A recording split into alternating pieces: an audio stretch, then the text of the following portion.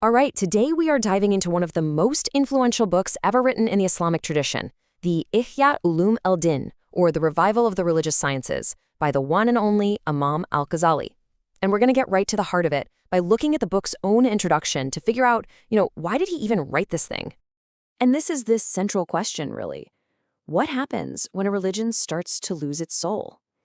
See, Imam Al-Ghazali wasn't just, writing another textbook.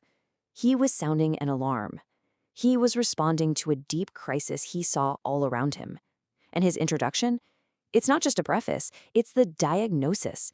It tells us exactly what was wrong and what he was so desperate to fix. So let's get into it. A book to heal.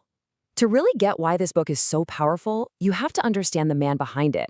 And Imam Abu Hamid al-Ghazali, well, he wasn't just any scholar. He was an absolute giant, a titan of intellect.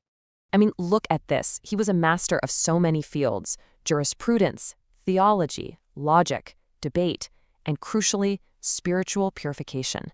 It's this combination that's so rare, right? He wasn't just a specialist locked in one area. He had this incredible 360-degree view of the entire tradition, and that gave him a unique vantage point to see what others were missing. So, okay, with this incredible, wide-ranging mind, what was the problem he saw? What was it that was bothering him so much that he had to write this massive work? Well, his introduction tells us the whole story. It reveals the pain behind the project, a deep, deep concern that the religious sciences themselves had, well, they'd gotten sick. All right, Section 2, When Knowledge Loses Its Soul. This is Al-Ghazali's diagnosis of the problem. He saw that knowledge hadn't vanished. People were still studying, debating, writing, but it had become hollowed out. It had lost its spirit, its very soul. And this is a really important point.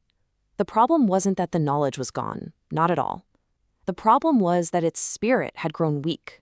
The books were there, the lectures were happening, but the priorities had been completely turned upside down. The whole focus had shifted away from what really matters. The kind of knowledge that's supposed to change you, to revive your heart, to reform you from the inside out. And you can see that contrast so clearly here. On one side, you have the form. This is what he saw everywhere. People focused on argument and competition, on intellectual displays to look smart, on getting that public recognition. And on the other side, the spirit. This is what was being lost. The whole point was supposed to be about purifying the soul, correcting the heart, and having real sincerity with God. The means had become the end. Which brings us right to the title of the book itself, The Revival. This isn't just a catchy name, it's his entire mission statement packed into one word. So what does he mean by revival? It's not about just reteaching old books or repeating old terms. No way. It's about restoring the true transformative power of these sciences. It's about breathing life back into knowledge, reminding everyone that the whole point of this learning is to fundamentally reform the human being. This is the question Al-Ghazali is basically putting right in front of us. And it's a tough one. Is religion just information, something you collect in your brain? Or is it supposed to be a light that actually changes your heart? Is it just data, or is it a force that disciplines you and reshapes your entire life? And that distinction he makes leads him to this really powerful idea in the introduction, that the reason you seek knowledge, your motivation, changes everything. In fact, he saw two totally different paths people were on. And just look at the difference. It's night and day. On the one path, you have knowledge for status. This is the knowledge that helps you win arguments, that gets you influence and power, that makes you visible and important in the eyes of people. But then there's the other path, knowledge for God. And this kind of knowledge does the complete opposite. It produces humility. It forces you to look inward and see your own faults. And its only goal is to bring you closer to your Lord. And this quote really sums it all up. He opposed turning knowledge into a path to reputation instead of a path to God. Again, he wasn't against learning. He was a master scholar. He was against the corruption of learning, against people using the tools of religion to build up their own egos instead of their relationship with the divine. And this is such a powerful warning, isn't it?